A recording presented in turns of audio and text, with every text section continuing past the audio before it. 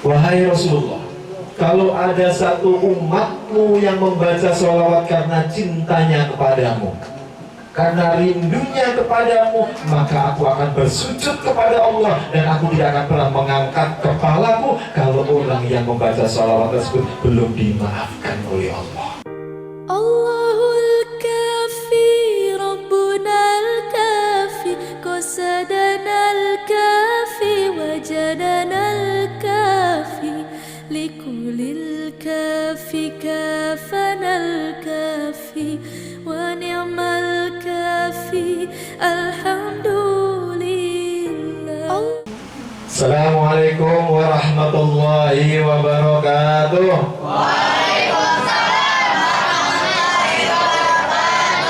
Bismillah, alhamdulillah. Bismillahirrahmanirrahim. Alam nasrah laka sadrak wa wada'na anka wizrak alladzi anqadha dhahrak wa rafa'na laka dhikrak fa inna ma'al usri yusra inna ma'al usri yusra wa idza balaghta fansab wa ila rabbika farghab. Amma ba'du. Yang saya hormati Ustaz Abdul Rauf. Ustaz, mohon maaf saya berdiri di sini, Ustaz. Yang saya hormati Ustaz Irwan. Saya tadi dibisik-bisik, saya tadi baca WA-nya yang harus sebutin siapa, saya bilang gitu ya. Ada Pak RT, yang jelas semua yang hadir di sini. Marilah kita sama-sama mengucapkan syukur kehadirat Allah pada malam hari ini, yang merupakan malam yang penuh rahmat, yang penuh berkah. Semoga malam hari ini adalah membawa kita menjadi lebih cinta kepada Allah. Amin. Lebih cinta kepada Rasulullah. Amin. Maulid Nabi ini sebenarnya adalah merupakan hari yang sungguh sangat spesial. Pernah suatu ketika Rasulullah didatangi 4 malaikat. Malaikat pertama, malaikat Jibril, tiba-tiba datang bertemu dengan Rasulullah. Assalamualaikum ya Rasulullah. Maka Rasulullah menjawab, Waalaikumsalam, wahai Jibril. Rasulullah bertanya kepada malaikat Jibril, wahai Jibril, ada apakah kau datang kemari? Iya ya Rasulullah, aku ingin menyampaikan kepadamu, kepada orang-orang yang mencintaimu dan kepada orang-orang yang suka dengan membaca sholawat. Apa yang kau katakan wahai Jibril? Wahai Rasulullah, kalau ada satu umatmu yang membaca sholawat karena cintanya kepadamu, karena rindunya kepadamu, maka aku akan bersujud kepada Allah dan aku tidak akan pernah mengangkat kepalaku kalau orang yang membaca sholawat tersebut belum dimaafkan oleh Allah. Satu sholawat.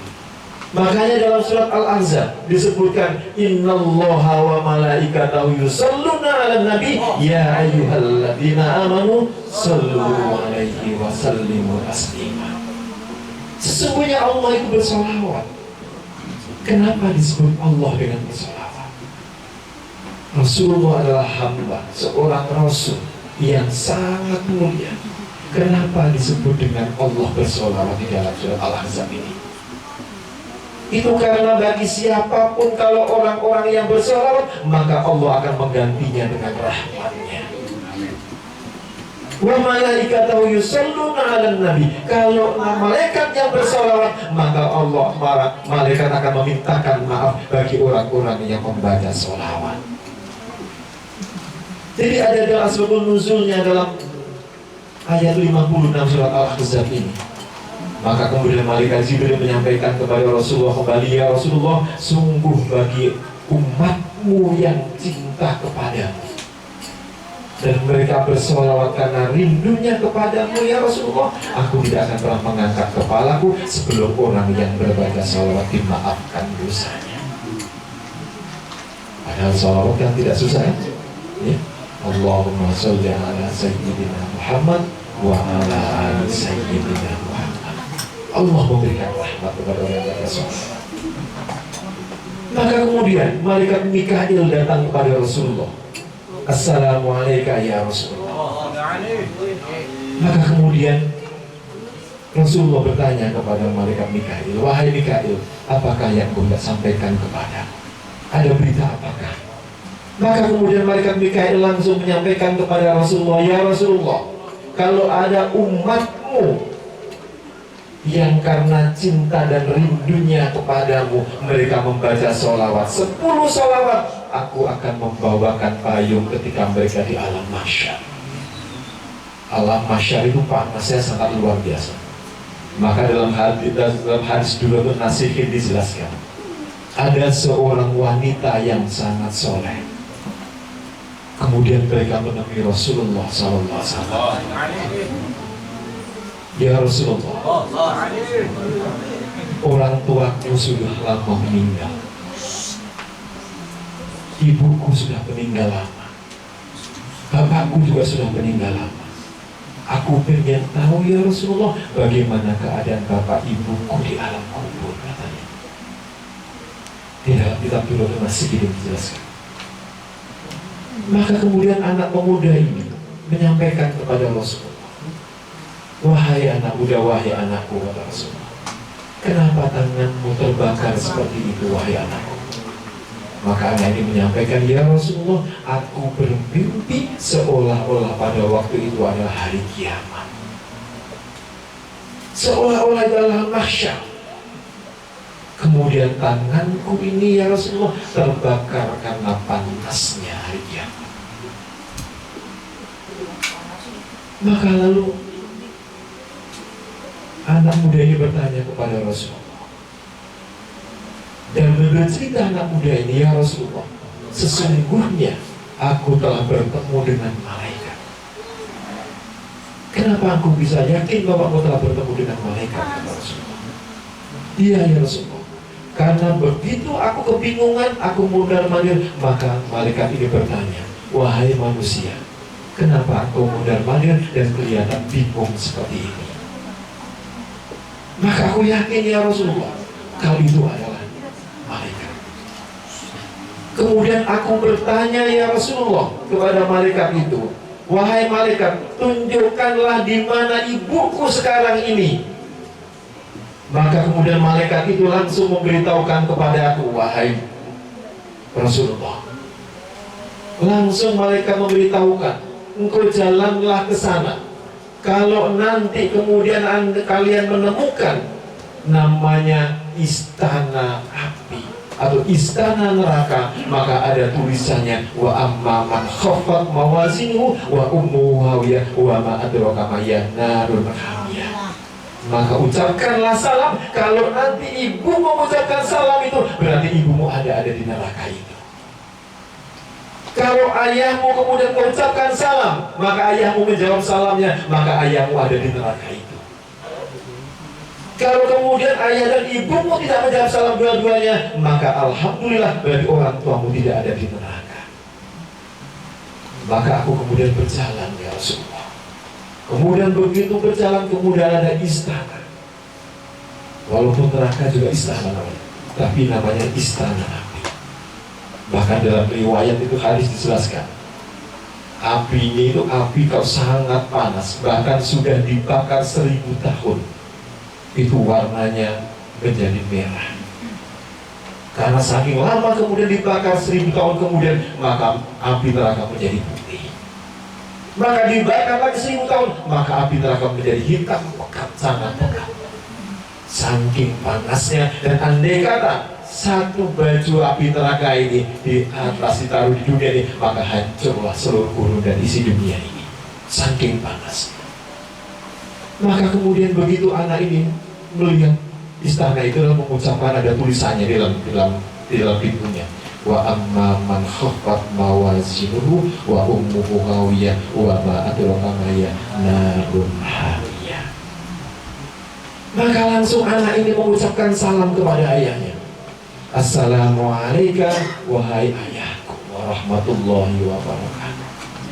Maka kemudian apa? Tidak ada jawaban dari ayahnya.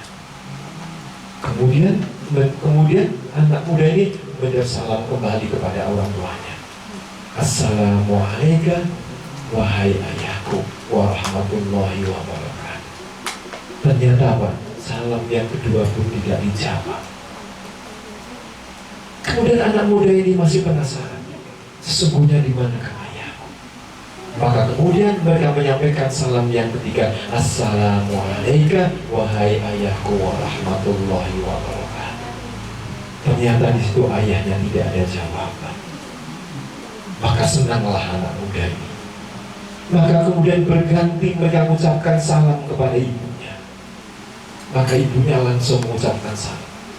Anak muda ini, Assalamualaikum wahai ibuku warahmatullahi wabarakatuh. Nah kok dilalah? Maka ibunya langsung mengucapkan Waalaikumsalam warahmatullahi wabarakatuh. Wahai anakku Fatimah. Anak ibunya langsung menjawab Waalaikumsalam warahmatullahi wabarakatuh. Maka langsung anak ini menangis sejadi-jadinya begitu melihat ibunya telah dibakar oleh api neraka. Dan hanya tangannya yang bisa dilihat, dan hanya kedua tangannya yang tidak dibakar oleh api neraka. Seluruh tubuhnya dibakar oleh api neraka ibunya itu. Lalu anak ini bertanya kepada ibunya, wahai ibuku, kenapa seluruh tubuhmu terbakar oleh api neraka? Dan kenapa hanya tanganmu yang hanya tidak terbakar tangan, dan tanganmu tidak hanya keseluruhan, hanya telapak tanganmu? Kenapa wahai ibuku? Maka langsung dijawab, wahai anakku, kenapa dulu hanya tanganku ini saja yang tidak terbakar dan seluruh tubuhku telah terbakar semuanya, wahai anakku? Dialoglah di situ antara seorang anak dengan seorang ibu. Kemudian dijawab, wahai anakku, sesungguhnya waktu itu ketika orang selesai membaca sholawat, waktu itu orang berkumpul membaca sholawat, kemudian aku dikasih makanan oleh tuan rumahnya. Dikasih makanan. Paginya kemudian ada anak yatim piatu yang kelaparan karena mereka belum makan. Dan itu pun kuenya sudah bau aku berikan kepada anak yatim piatu ini. Kemudian ternyata kue inilah yang menyelamatkan tanganku sehingga tanganku tidak terbakar, wahai anakku. Karena keikhlasannya bersedekah, kemudian mereka tidak terbakar oleh api neraka. Lalu anaknya bertanya, wahai ibu, kenapa tanganmu hanya sebelahnya juga yang tidak terbakar? Maka ibunya menjelaskan, wahai anakku, sesungguhnya ketika dulunya ada orang membangun masjid, kemudian orang yang membangun situ tuh kakinya kena paku, kemudian kakinya berdarah, dan aku kasihkan kain yang telah rusak, dan kemudian aku sobek dan aku ikatkan di kakinya, kemudian darahnya berhenti. Amal inilah yang diterima oleh Allah sehingga aku tidak dibakar oleh api neraka. Lalu bertanya anaknya, wahai ibuku, apakah bapak pernah datang ke sini menengokmu ada di neraka? Apa jawabannya? Wahai anakku, dulu bapakmu waktu muda sebelum menikahin saya itu janji katanya mau hidup semati. Tapi begitu aku disiksa oleh Allah, begitu aku dimasukkan ke dalam nerakanya Allah, ayahmu tidak pernah sekalipun menengokku di sini. Padahal sama-sama di alam kubur, sama-sama telah meninggal. Itulah janji Allah, ada al-abrar, ada tempat yang sangat tinggi yang memisahkan antara orang-orang yang telah diberikan nikmat dari Allah dengan orang-orang yang dimasukkan ke dalam nerakanya Allah. Tipis perbedaannya. Wahai ibuku, apakah benar-benar apakah benar-benar ayahku tidak pernah menengok ke sini? Maka dijawab oleh ibunya, ayahmu tidak pernah menengok dan melihatmu, aku telah disiksa oleh Allah. Maka menangislah anak muda ini. Maka menangis. Lalu kemudian bertanya dia kepada malaikat, wahai malaikat, di manakah tempatnya surga? Di manakah tempatnya istana surga? Dan di manakah tempat ayahku berada? Maka malaikat kemudian memberikan fi maq'adi sidqin darimu. Nanti kalau di istana itu ada tulisan fi maq'adi sidqin, maka ucapkanlah salammu kalau ayahmu di situ atau tidak. Maka kemudian seorang anak ini kemudian mengucapkan salam ketika ada dalam istana surga itu. Maka dia mengucapkan Assalamualaikum wahai ayahku warahmatullahi wabarakatuh. Maka belum lama, maka pintu itu langsung membuka dengan sendirinya. Makanya kalau ada anakku sekalian, kalau kalian semua seperti membaca saya tadi surat Ikhlas, ditunjukkan kepada Rasulullah dan lain sebagainya, itu sampai. Sama ketika adik-adikku membaca surat Ikhlas kepada orang tua, itu sampai kepada orang tua kita. Kemudian apa? Begitu diucapkan salam, maka pintu surga langsung membuka. Begitu membuka langsung ucapkan salam, Assalamualaikum wahai ayahku warahmatullahi wabarakatuh. Maka kemudian ayahnya langsung, Waalaikumsalam warahmatullahi wabarakatuh wahai anakku. Maka ditemuilah di situ. Maka kemudian mereka, ayahnya di tempat kenikmatan yang sangat luar biasa, di tempat kenikmatan yang Allah memberikan kenikmatan yang berupa rahmatnya. Makanya orang-orang yang diberikan rahmat Allah itu adalah orang-orang yang ada fil jannah. Orang-orang yang diberikan rahmat Allah, mereka ada tempatnya di surga. Jadi kalau anak-anak, kalau kalian berdoa, ya Allah berikanlah aku rahmatmu, ya Allah berikan aku rahmat sampai aku bertemu denganmu, itu artinya adalah, ya Allah masukkanlah aku dalam surga sampai aku bertemu denganmu. Kayak dalam surat Yunus. Dalam surat Yunus itu adalah orang-orang yang sangat istimewa, yaitu orang-orang yang bisa bertemu dengan Allah. Bahkan surga itu tidak ada apa-apanya dibanding pertemuannya dengan Allah. Bertemu dengan Allah itu sangat luar biasa, lebih nikmat dalam surat Yunus. Surganya Allah itu sudah sangat nikmat, tapi bertemu dengan Allah jauh lebih nikmat. Maka kemudian langsunglah bertanya, wahai ayahku, apakah engkau pernah menengok ibuku? Maka dijawab oleh ayahnya, wahai anakku, ibumu tidak ada di sini. Saya dulu ketika masih hidup di dunia, aku selalu menyampaikan kepada ibumu, wahai istriku, rajinlah engkau sholat. Ibumu sholatnya susah. Wahai istriku, rajinlah engkau bersedekah. Hartanya tidak dibuat untuk bersedekah. Mereka pelit dan lain sebagainya. Akhirnya ibumu dimasukkan ke dalam neraka. Maka kemudian si anak ini bertanya, wahai ayahku, apakah yang ada di ceret-ceret intan berlian itu? Apakah itu? Maka kemudian ia menjawabnya, wahai anakku, ini adalah air dari telaga Kausar yang biasa aku bagikan kepada orang-orang yang mencintai Allah.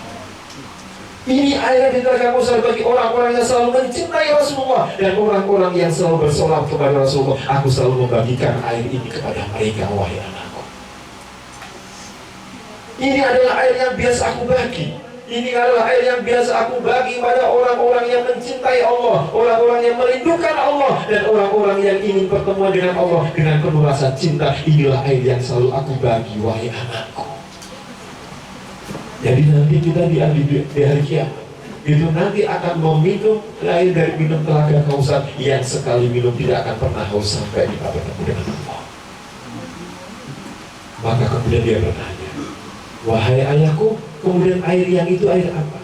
Itu juga air telaga Kausar yang biasa aku berikan kepada orang-orang yang banyak bersolawat. Ini biasanya yang aku berikan kepada orang-orang yang ahli sedekah. Ini adalah air yang biasa aku berikan kepada orang-orang yang ahli witir dan air duha dan lain sebagainya. Inilah air yang biasa aku bagi, wahai anakku. Maka kemudian anak ini ngambil air. Anak ini ngambil air, langsung dibawa lari dan mereka menuju ke tempat ibunya.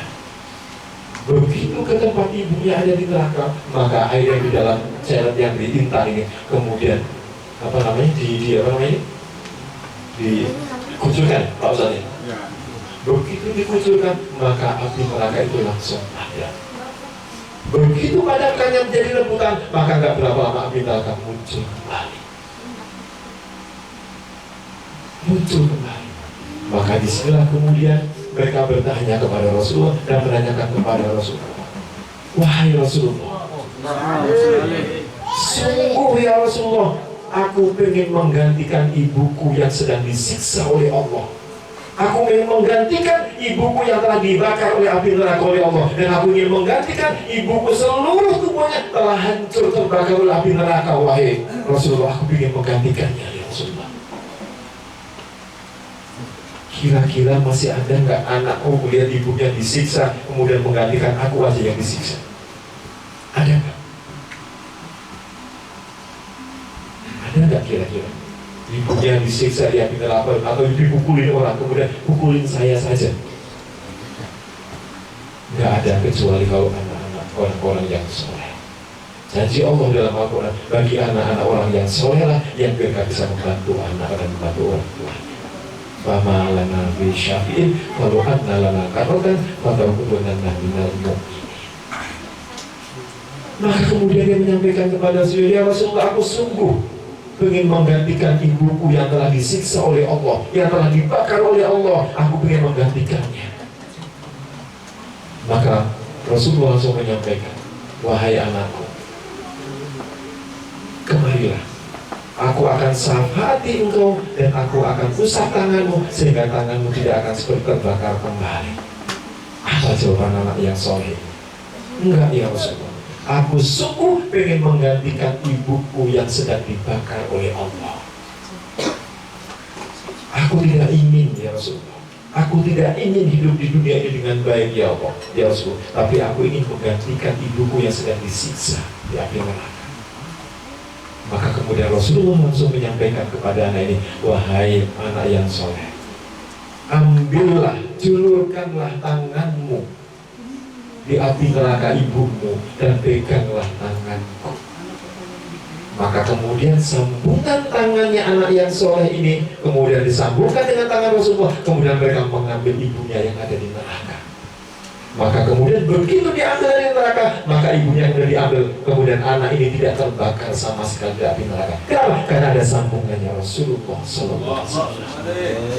Kapan Rasul memberikan syafaat? Apakah nanti? Enggak, Rasulullah akan memberikan syafaat. Orang di dunia pun akan diberikan syafaat, sama seperti orang ibu ini yang ada di neraka kemudian ditolong oleh anaknya yang soleh. Karena tangannya bersambung dengan tangannya Rasulullah. Kemudian anaknya mengambil ibunya di api neraka, mereka tidak terbakar sama sekali. Kemudian begitu diambil, maka langsunglah ibunya kemudian ditarik tangannya. Kemudian tangan anak yang soleh ini digandengkan dengan tangan Rasulullah, maka diangkatlah kemudian, maka mereka ditaruh kembali di dalam surga bersama ayahnya. Salamun qawlan min rabbir rahim. Sama dalam surat Yasin. Jadi orang-orang anak yang mempunyai anak yang soleh, mereka adalah bisa mensyafaati bagi ibunya yang ada di neraka. Dengan satu bacaan Fatihah yang dikirimkan kepada ibunya, maka mereka bisa memaafkan. Allah akan memaafkan. Sama ketika kisah dalam diriwayatkan, hadisnya diriwayatkan oleh Ibnu Abbas. Maka suatu ketika dalam kehidupannya ada seorang yang sangat miskin di zamannya Nabi Musa. Maka seorang istri ngomong kepada ayahnya, wahai suamiku, bukankah engkau kenal dengan Nabi Musa, utusan Allah? Kenapa engkau tidak meminta kepada Nabi Musa untuk menyampaikan kepada Allah supaya kita dijadikan orang yang kaya, kata istrinya. Maka datanglah seorang suami istri datang kepada Nabi Musa. Assalamualaikum wahai Musa warahmatullahi wabarakatuh. Maka kemudian mereka menanya Musa, wahai Musa, wahai Nabi Musa, wahai Rasul, engkau adalah orang yang sangat dekat kepada Allah, maka mintakanlah aku untuk menjadi berkecukupan hidupku. Maka Nabi Musa menyampaikan kepada Allah, ya Allah, telah datang hambamu dan mereka adalah orang yang sangat miskin dan mereka ingin hidup sebagaimana layak orang lain. Maka Allah menyampaikan kepada Nabi Musa, wahai Musa, sampaikanlah kepadanya bahwa aku akan memberikan dia kaya setahun, tapi sekali tak jadikan miskin kembali, kata Allah. Maka tiba-tiba kemudian orang ini begitu pulang, setelah pulang Nabi Musa berapa hari kemudian, maka menjadi orang yang sangat kaya. Gak tahu asal usulnya dari mana, tiba-tiba sangat orang kaya.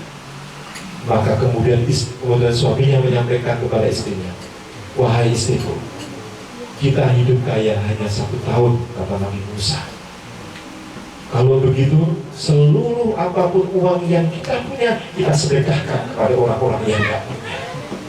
Kita sedekahkan untuk membuat masjid, kita sedekahkan untuk kepentingan-kepentingan Allah. Karena kita selama setahun, kita akan menjadi orang miskin kembali. Maka benar, maka setiap hari orang ini memberikan makan kepada orang-orang miskin. Mereka bersedekah kepada orang-orang miskin. Mereka memberikan uangnya kepada untuk pembangunan masjid dan sebagainya. Maka selama setahun kemudian Nabi Musa datang mendatangi orang ini. Janjinya Allah 1 tahun kemudian mereka akan menjadi orang miskin. Ternyata apa? Orang ini selalu membagi-bagikan hartanya kepada orang miskin. Dibagikan lagi, beri makan kurang lapar. Maka kemudian Nabi Musa bertanya kepada Allah, ya Allah, bukankah engkau telah berjanji bahwa hambamu ini akan engkau berikan kaya hanya setahun, setelah itu engkau akan memberikan miskin kembali. Wahai Allah, apa jawabannya Allah?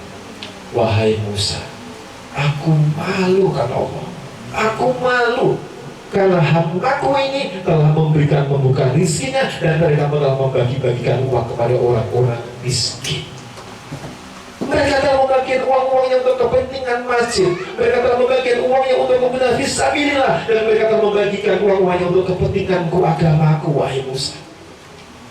Sehingga aku tidak tega dan aku tidak mau kalah dengan hambaku yang begitu membuka pintunya rizki untuk orang lain. Aku tidak mau menjadikan mereka orang menjadi miskin kembali. Kuncinya apa? Kuncinya rajin bersedekah. Sama kayak ibu tadi ketika di api neraka, mereka disiksa oleh Allah di api neraka, mereka tangannya tidak terbakar karena mereka mampu bersedekah. Walaupun bersedekah nggak banyak, tetapi kalau karena cintanya, karena ya Allah aku bersedekah inilah karena mencari keridhaan ya, maka inilah sedekahnya diterima oleh Allah. Bahkan ada seorang riwayat dalam hadis, orang yang sangat dan mereka namanya sudah ada di dalam neraka. Ketika suatu ketika Rasulullah punya rizki, Rasulullah SAW menyampaikan kepada istrinya, wahai istriku Aisyah, aku perhatikan kau tiap hari bekerja sungguh sangat luar biasa, tanganmu sampai seperti itu. Aku dapat rizki wahai istriku Aisyah, carilah engkau budak. Maka kemudian ibu Aisyah ini diminta untuk mencari budak. Mencari, kalau kasarnya di sini mungkin buruh kali ya, cari buruh, kemudian nyari buruh di sana. Begitu dapat buruh, kemudian mereka tawar-menawar antara Aisyah dengan orang yang mempunyai yang majikannya. Berapa harganya? Ini adalah buruh yang paling bagus. Ketika ibu Aisyah dialog dengan orang yang punya budak ini, maka malaikat Jibril langsung mendatangi Rasulullah. Assalamualaikum ya Rasulullah warahmatullahi wabarakatuh. Maka disampaikan kepada Rasulullah, wahai Rasulullah, nanti kalau budak yang dibeli oleh istrimu Aisyah datang kemari, datang ke rumah ini, jangan engkau masukkan dalam rumahmu, wahai Rasulullah. Gak boleh dimasukkan dalam rumah ini. Maka langsung ditanya, kenapa wahai malaikat Jibril engkau mengatakan jangan masukkan ke dalam rumahku, dan engkau cukup mengatakan terima di teras ini? Maka malaikat Jibril mengatakan, iya Rasulullah, karena nama dia sudah ada di neraka. Dan dia menjadi ahli neraka ya Rasulullah, jangan engkau masukkan ke dalam rumahmu karena dia adalah ahli neraka, katanya. Gak dimasukkan. Maka kemudian Aisyah datang membawa budak ini betul dan kemudian bertemu dengan Rasulullah. Ternyata Rasulullah tidak mengajak masuk ke dalam rumahnya. Maka kemudian Aisyah bertanya kepada Rasulullah, wahai kekasih Allah, wahai Rasulullah, kenapa engkau tidak masukkan budak ini? Maka Rasulullah mengatakan, iya wahai istriku. Rasulullah kalau manggil istrinya itu selalu indah, wahai istriku. Jadi kenapa engkau tidak masukkan? Iya, aku tidak akan masukkan. Rasulullah pun tidak menyampaikan bahwa ibu ini akan jadi ahli neraka kepada Aisyah. Kemudian dia ditanya oleh Rasulullah, wahai ibu, apakah engkau rajin bersedekah? Kata ibu budak ini, bagaimana aku bersedekah ya Rasulullah? Aku aja nggak bisa dibayar dengan pas-pasan, hanya makan saja. Bagaimana aku akan bersedekah? Apakah aku rajin sholat, wahai budak? Bagaimana aku rajin sholat? Aku ini budak, majikanku tidak memberikan waktu kepadaku untuk sholat. Bagaimana aku bisa melakukan ini, wahai Rasulullah? Apakah engkau adalah orang-orang yang rajin ke tempat ibadah? Bagaimana aku tempat rajin ya Rasulullah? Aku adalah seorang budak yang tidak mungkin aku melakukan hal-hal yang rajin kepadanya. Maka kemudian Rasulullah memberikan kurma kepada orang ini. Diberikan kurma aja. Diberi kurma, kemudian mereka pulang. Kemudian Rasulullah menyampaikan, wahai ibu, sekarang mulai hari ini pulanglah engkau dan engkau tidak usah bekerja di tempatku, kata Rasulullah. Maka pulanglah. Begitu pulang, maka kemudian di perjalanan ada seorang yang tua, ada nenek-nenek, kemudian meminta kepada orang ini, hai si fulan, aku belum makan, aku lapar, boleh nggak kurmamu aku minta? Langsung seorang Buddha ini mengatakan, wahai ibu, ini kurmanya tinggal sedikit sudah aku makan, dan tinggal sedikit, apakah engkau mau, wahai ibu? Maka dia langsung mengatakan, nggak apa-apa, kurma itu walaupun sedikit, aku juga menerima karena aku belum makan, katanya. Maka kurma itu diberikan kepada seorang yang sangat tua ini. Begitu diberikan, mereka ingat, ya Allah, aku bersedekah ini karena aku meniru Rasulullah kekasih. Ya Allah, aku bersedekah ini kurma ini karena diberikan oleh Rasulullah kekasihmu, ya Allah, dan aku mencintai Rasulullah, ya Allah, dan aku bersedekah karenamu, ya Allah. Maka kemudian bersedekah dan langsunglah malaikat Jibril mendatangi Rasulullah SAW. Wahai Rasulullah, orang yang tadi kesini, saya juga bingung bagaimana ceritanya. Tiba-tiba orang ini namanya tidak ada di neraka dan memberikan namanya di surga dan menjadi ahli surga. Wahai Rasulullah. Maka malaikat Jibril bertanya kepada Rasulullah, kenapa ya Rasulullah? Namanya tiba-tiba mereka menjadi ahli neraka, dan tiba-tiba sekarang di ahli neraka namanya tidak ada, dan kemudian mereka namanya menjadi ahli surga, ya Allah. Maka kemudian apa? Seorang Buddha dipanggil lagi oleh Rasulullah SAW. Maka dipanggil, wahai ibu, apakah yang kau lakukan? Maka ibu mengatakan, aku tidak melakukan apa-apa, wahai Rasulullah, wahai kekasih Allah. Orang ini begitu bertemu dengan Rasulullah sekali, maka orang ini langsung mencintai Rasulullah dan langsung mengimani Rasulullah adalah utusannya Allah. Langsung mereka banyak membaca selawat. Sama bagaimana janji malaikat Jibril dan malaikat Mikail bagi orang-orang yang membaca selawat. Kemudian apa? Ditanya oleh Rasulullah, apa yang kau lakukan, wahai ibu? Aku tidak melakukan apa-apa, kata seorang ini. Apakah benar tidak melakukan? Iya ya Rasulullah, aku tadi ada orang minta buah kurma yang aku makan dikasih, maka aku akan berikan kepadanya, dan aku niatkan, ya Allah, aku mencintai Rasul dan aku ingin meniru Rasulullah. Apa yang dilakukan? Aku meniru itu bersedekah. Maka kemudian disampaikan kepada Rasulullah, wahai ibu, dengan engkau bersedekah sedikit ini, maka namamu ada di surga, ya Allah. Jadi orang-orang yang bersedekah karena cintanya kepada Allah, karena meniru Rasulullah, maka dia akan menjadi orang-orang yang menjadi ahli surganya Allah. Semua anak-anakku semuanya, semoga kalian juga semua akan menjadi orang yang ahli surga. Kemudian malaikat yang ketiga mendatangi Rasulullah, malaikat Israfil. Ya Rasulullah, kalau ada umatmu yang membaca salawat karena rindu dan cintanya kepadamu, ya Rasulullah, maka begitu nanti dia melewati Siratal Mustaqim, maka aku akan gendong dia sampai menuju lewat Siratal Mustaqim. Makanya itulah kelebihannya orang-orang yang membaca sholawat sangat banyak. Jangankan kita, Allah saja bersolawat untuk Rasulullah SAW. Maka kemudian malaikat yang terakhir, malaikat Israel. Malaikat Israel juga menyampaikan kepada Rasulullah, ya Rasulullah, kalau ada umatmu yang membaca sholawat karena rindu dan cintanya kepadamu, nanti ketika mereka, aku akan mengambil rohnya. Ketika aku akan mengambil nyawanya, aku akan ambil sebagaimana para nabi-nabinya Allah. Sama kayak di kitab Abdul Sholawat. Orang-orang dalam kitab Abdul Sholawat yang dijelaskan oleh Imam Ahmad, orang-orang yang membaca sholawat Allahumma sholli ala Sayyidina Muhammadil Nabiyil Ukil Habbil Ali Qadri Alimi Jahi wa ala ali wa sahbihi wa salim. Nanti ketika rohnya akan diambil oleh malaikat Israel, maka Rasulullah akan menemani mereka bagi orang-orang yang telah cinta dan membaca sholawat. Itulah anak-anakku sekalian semuanya, ayo kita sama-sama banyak membaca sholawat. Dengan sholawat inilah kita akan menjadi orang-orang yang selalu akan disyafaati oleh Rasulullah SAW. Demikian banyak yang bisa kami sampaikan, Ustaz. Jadi semoga kalian, anak-anakku sekalian dan semua yang hadir di sini akan menjadi orang-orang yang menjadi ahli syurga. Jadi Sebenarnya MA itu bukan gelar. MA itu adalah nama orang tua saya sebenarnya. Kenapa saya suka dengan nama orang tua yang selalu saya bawa daripada gelar yang ketika saya sekolah jauh-jauh misalnya? Karena bagi saya pengabdian dan cintanya orang tua tidak akan pernah kita bisa balas apa-apa. Kebaikan orang tua tidak akan pernah kita bisa balas apapun itu.